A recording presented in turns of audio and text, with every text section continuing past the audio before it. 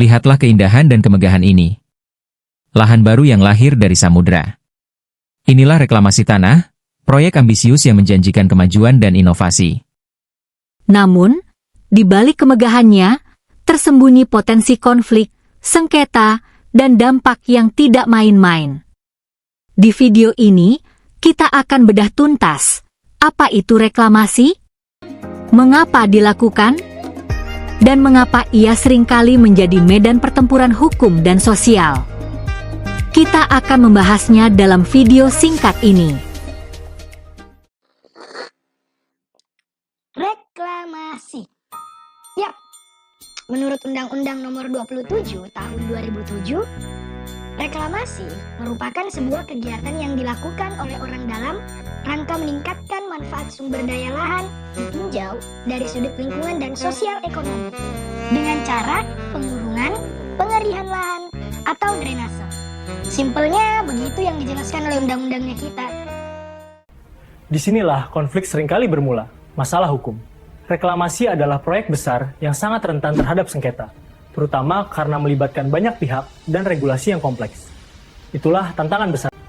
Reklamasi dimulai dari Anjungan Cempai, Kelurahan Watang Soreang, mencapai 50-100 meter dari bibir pantai lama dan menyusur ke utara melewati Kampung Pisang dan Bukit Harapan, area jalan aspal, bahu jalan, hingga Tanggul Batu.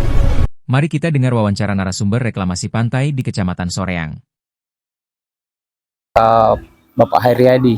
Assalamualaikum, Pak. Waalaikumsalam warahmatullahi wabarakatuh. Jadi perbincangan kita pada hari ini, kami ingin hanya mengetahui sejauh mana kondisi yang terjadi di wilayah Soreang itu terhadap banyaknya atau adanya kasus-kasus sengketa tanah yang kira-kira apa nih yang biasanya melatar belakangi sehingga ada terjadi kasus-kasus seperti itu. Jadi kalau sengketa tanah yang ada di Kecamatan Soreang, di Kecamatan Soreang itu kalau saya bagi dua. Ya. Sengketa tanah antara warga dengan warga. Antara warga dengan warga. Iya. Sengketa kedua antara warga dengan pemerintah. Pemerintah, ya. Gitu. Nah, kalau antar pemerintah ini biasa warga juga menganggap dirinya bahwa dia memiliki lokasi itu yang sudah lama dia garap, padahal itu masih tanah negara. Oh, gitu ya. Jadi sebenarnya jadi kan kalau antar warga dengan pemerintah ini, itu kan pemerintah lokasi-lokasi yang dikuasai oleh masyarakat itu belum ada yang memiliki landasan hukum. Maksud saya dia garap, tapi pemberian hak garap itu belum ada. Iya. Jadi pemberi atau apa? Tapi secara de facto dia kuasai. Iya. Tapi secara yuridis ya. dia tidak kuasai. Karena Tidak kan kuasai. kalau yuridis berarti harus Iya, ada surat-surat dasar hukum, ya, apa betul. ini, sedangkan ini tidak ada. Tidak ada ya. Iya. Kakeknya, orang tuanya. Tanpa alas hak. Ya, tanpa adanya resmi alas gitu. hak. Iya. Kalau alas hak yang resmi sebenarnya seperti apa itu, Pak? Maksudnya dia yang harus Surat dalam hal ini dia harus meminta izin kepada pemerintah setempat. Pemerintah kelurahan. Ya, dalam hal ini kelurahan untuk mendapatkan surat keterangan sporadik. Oh, sporadik ya, sporadik. Surat keterangan penguasaan tanah.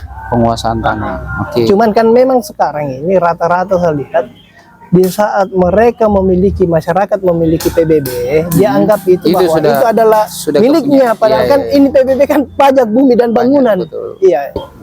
Apa namanya? Penguasaan tanah. Penguasaan tanah, Iya. surat penguasaan tanah, dan itu terregistrasi di mana, Pak? Maksudnya di kelurahan, di kecamatan. Oh gitu. Iya. Apakah juga ada pemberitahuan ke BPN misalnya? Iya.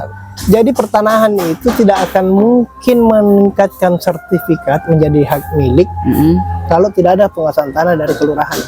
Itu kan kalau persoalan menang, saya tidak berbicara menang kalah ya, tapi saya berbicara persoalan siapa yang lebih berhak. Oke, siapa yang lebih berhak? Siapa yang lebih berhak itu kan tergantung lagi daripada bukti-bukti apa yang dia miliki. Iya.